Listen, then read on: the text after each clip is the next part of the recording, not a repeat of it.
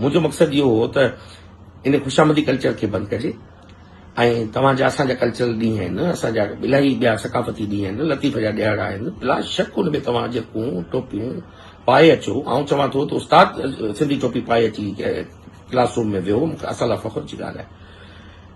असांजूं जेके भेनरूं जेके टीचर्स आहिनि उहे जेके अजरकूं पाए अची पंहिंजे ॿारनि खे पढ़ाइनि त असां लाइ ख़ुशी जी ॻाल्हि आहे। ॿारड़ा जेकॾहिं सिंधी टोपी अजरक पाए अची वियनि त उहा ख़ुशी जी ॻाल्हि आहे।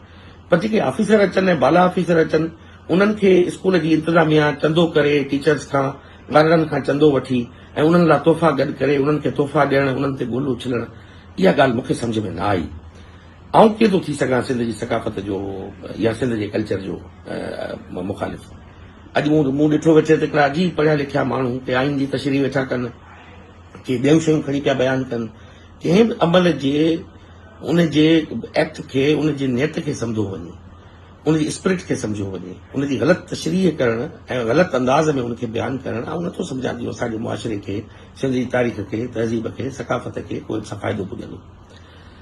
जेको माण्हू मोहनजोदड़ो जी 5000 साल पुरानी प्रिंट खे सरकारी तौर ते रिकॉग्नाइज़ थो कराए ऐं यूनेस्को में उन अजरक खे प्रेज़ेंट थो कराए वञी उते त ही किंग प्रीस खे पातल अजरक आहे, उहो चाहींदो त अजरक खे टोपी ते पाबंदी लॻे।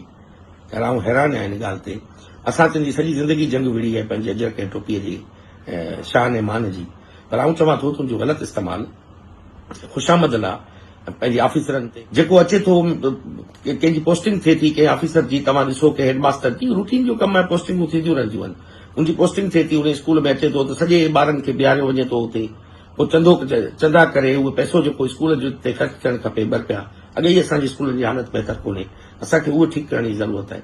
असीं इन गैर ज़रूरियात में जेकॾहिं असां वेंदासीं, वक़्तु विञाईंदासीं त आउं नथो सम्झां त हिन सां को फ़ाइदो थींदो।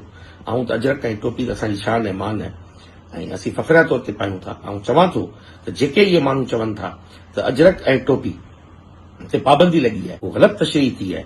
महिरबानी करे उन ग़लति तशरीह खे इन नमूने सां न बयानु कयो वञे। इहो न को ॿारनि जे हक़ में, न को सकाफ़त जे हक़ में।